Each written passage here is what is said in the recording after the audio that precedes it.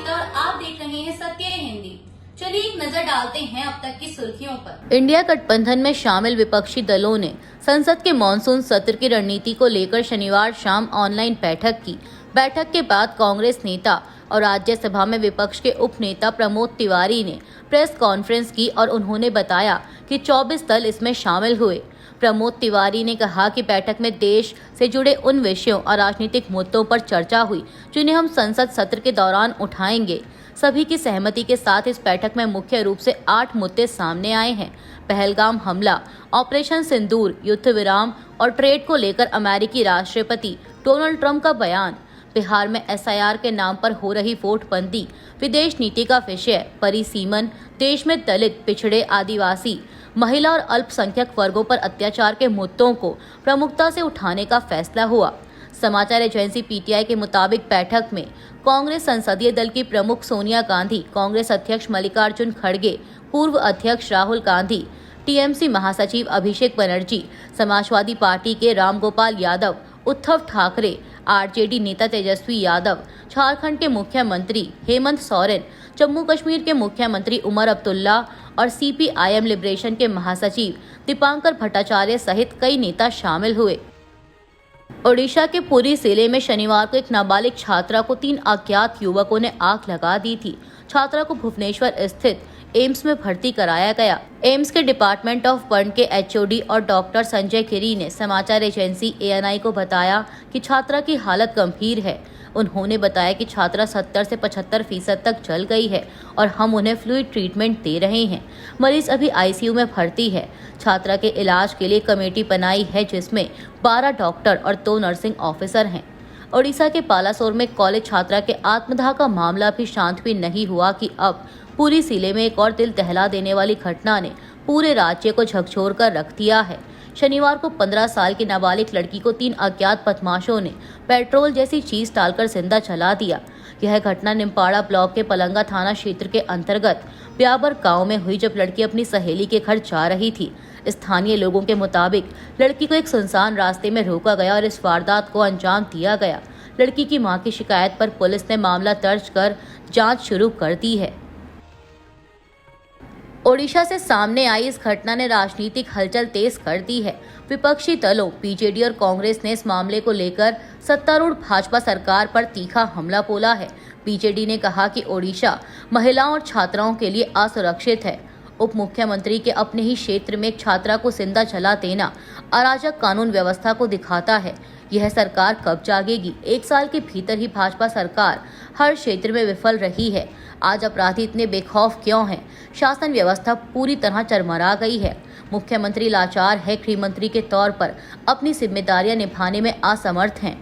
पूर्व मुख्यमंत्री और BJD अध्यक्ष नवीन पटनायक ने भी इस घटना की निंदा की और कहा कि यह दिखाता है कि सरकार की निष्क्रियता और राजनीतिक संरक्षण के कारण ओडिशा महिलाओं के लिए अत्यधिक असुरक्षित हो गया है। यह घटना बालासोर की उस दुखद घटना के 1 हफ्ते के भीतर हुई है जहां एक युवा लड़की को न्याय नहीं मिलने के कारण आत्मदाह करना पड़ा। उपराष्ट्रपति जगदीप धनखड़ ने पहलगाम में हुए हमले के बाद भारत की ओर से पाकिस्तान पर की गई कार्रवाई के बारे में प्रतिक्रिया देते हुए कहा है कि ऑपरेशन सिंदूर अभी खत्म नहीं हुआ, ये जारी है। जगदीप धनखड़ ने शनिवार को भारतीय रक्षा संपदा सेवा के 2024 बैच के ट्रेनी अधिकारियों को संबोधित किया। इस दौरान उन्होंने कहा कि हमने सबक सिखाया, वह भी अच्छी तरह सिखाया। बहावलपुर और मुरीदके को चुना और फिर फिलहाल के लिए उसे खत्म कर दिया। उन्होंने कहा कि ऑपरेशन सिंदूर खत्म नहीं हुआ है, यह अभी जारी है। कुछ लोग सवाल पूछते हैं कि इसे रोका क्यों गया। हम एक ऐसा राष्ट्र हैं जो शांति और अहिंसा में विश्वास करता है। यह बुद्ध, महावीर और गांधी की धरती है। हम तो जीव जंतुओं को भी मारना नहीं चाहते, फिर हम इंसानों को कैसे निशाना बना सकते हैं? उपराष्ट्रपति ने कहा कि बाहरी कहानियों से प्रभावित ना हो।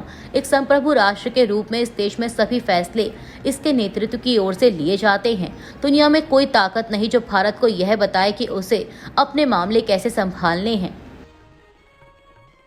बिहार में 125 यूनिट तक मुफ्त बिजली पर उत्तर प्रदेश के ऊर्जा एवं शहरी विकास मंत्री और भाजपा नेता ए.के. शर्मा का बयान चर्चा में आ गया है। दरअसल ए.के. शर्मा ने शनिवार को पत्रकारों से बात करते दौरान फ्री बिजली पर कहा कि बिहार में फ्री है, लेकिन बिजली आएगी तभी न फ्री होगी। उन्होंने आगे कहा कि बिहार में न बिजली आएगी न बिल आएगा।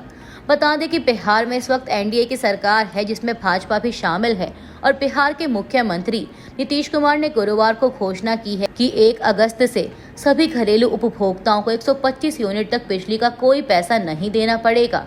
नीतीश कुमार ने यह ऐलान ऐसे समय में किया है जब इस साल के आखिर में बिहार में विधानसभा चुनाव होना है।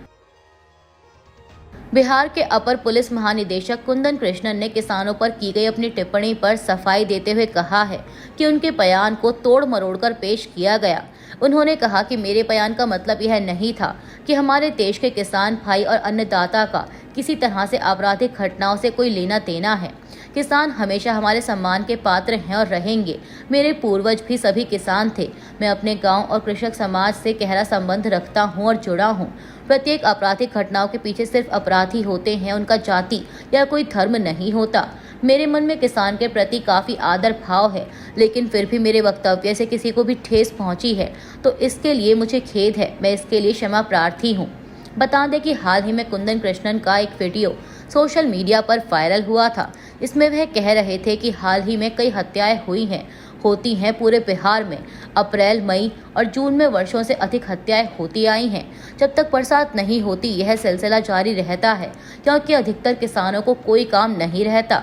बरसात होने के बाद कृषक समाज के लोग व्यस्त हो जाते हैं और घटनाएं घटती हैं। अमेरिका के राष्ट्रपति डोनाल्ड ट्रंप के भारत और पाकिस्तान संघर्ष के दौरान 5 लड़ाकू विमान मार गिराने के दावे पर लोकसभा में नेता प्रतिपक्ष राहुल गांधी ने सवाल खड़े किए हैं। राहुल गांधी ने प्रधानमंत्री मोदी से सवाल करते हुए सोशल मीडिया प्लेटफॉर्म एक्स पर लिखा कि मोदी जी, 5 जहाज़ों का सच क्या है, देश को जानने का हक है। बता दें कि अमेरिकी राष्ट्रपति ट्रंप ने शुक्रवार को दावा किया था कि मई महीने में भारत और पाकिस्तान के बीच चले संघर्ष में 5 लड़ाकू विमानों को मार गिराया गया था। हालांकि ट्रंप ने यह नहीं बताया कि किस देश के कितने लड़ाकू विमानों को नुकसान पहुंचा।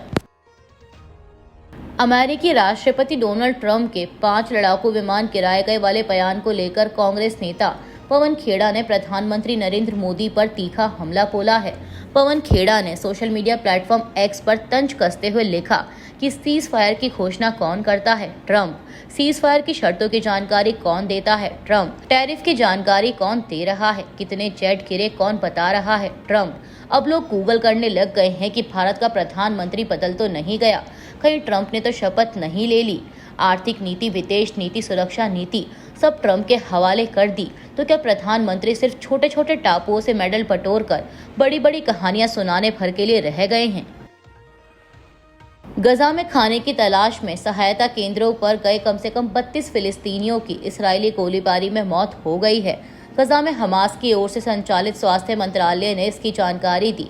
यह हमला दक्षिणी गजा के खान यूनिस और रफा के पास 2 राहत वितरण केंद्रों के नजदीक हुआ। स्वास्थ्य मंत्रालय का कहना है कि अमेरिका और इसराइल की ओर से समर्थित गजा ह्यूमैनिटेरियन फाउंडेशन के 2 केंद्रों के नजदीक इजरायली गोलीबारी में कई लोग घायल भी हुए हैं। वहीं फाउंडेशन का कहना है कि उसके केंद्रों या उसके आसपास कोई घटना नहीं हुई, लेकिन उनके केंद्र खुलने से कुछ घंटे पहले ही वहां इजरायली सेना की गतिविधि हुई थी। एक चश्मदीद ने समाचार एजेंसी रॉयटर्स को बताया कि इजरायली गोलीबारी जान से मारने के उद्देश्य से की गई थी। अभी के लिए बस इतना ही। बाकी की खबरों के लिए बने रहिए सत्य हिंदी के साथ। Copyright disclaimer under Section 107 of the Copyright Act 1976. Allowance is made for fair use for purposes such as criticism, comment, news reporting, scholarship, and research. Fair use is a use permitted by copyright statute that might otherwise be infringed.